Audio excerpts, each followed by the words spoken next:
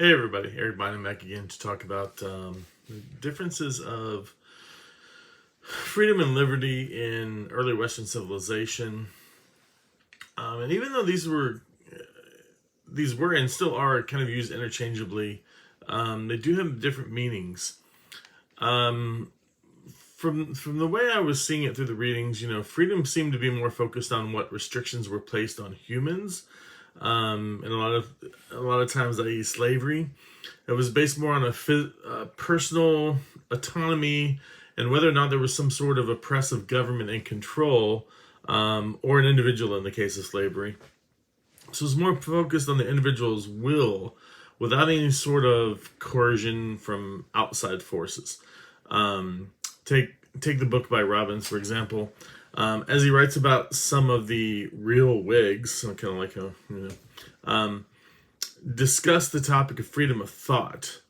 And the group that came up were not only the outsiders, the people that opposed it, but the Jewish people as well.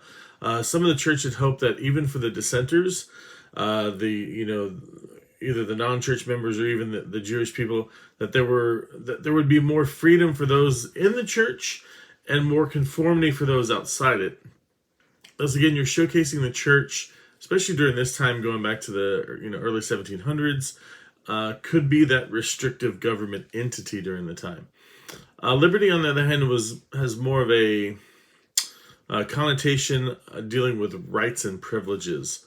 It encompasses the aspect of freedom, but it goes further into implying the existence of some sort of legal system that protects certain rights, such as speech, religion, so on and so forth. But with these protected rights, it also indicates that there is some sort of participation within the government of the people and how the citizens can impact and help shape those laws that they live by. This goes back to the ancient Greeks, where one could see the relationship between liberty and law. I liked how it was put in Scott's article, What Were Commonwealth Principles, when he stated, this was a vision, quote, this was a vision not of liberty from government, but through it, end quote. They went hand in hand with one another. Then you look at the Magna Carta and what that brought for the people. It limited the restrictive monarchy and protected more of those individual rights, thus allowing for more liberty. The establishment of those principles of limited government and the protection of the individual rights, have far-reaching implications for us even today. You can see that through the influence of the Constitution, through such ideas of limited power of the government, how they limited that monarchy back then. We see this through our checks and balances that exist in our own government today. The protection of individual freedoms and rights, especially the Bill of Rights that was, instituted along with the Constitution when it was written, from the outset, setting aside these certain rights that citizens had, even including due process, which again stems from the Magna Carta.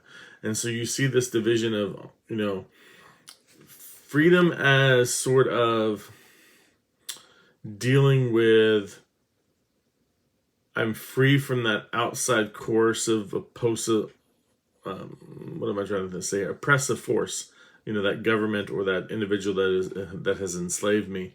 Whereas liberty is more dealing with, I am providing for those freedoms that give you liberty, such as speech and religion and all so on and so forth, things that you see in the Bill of Rights and so.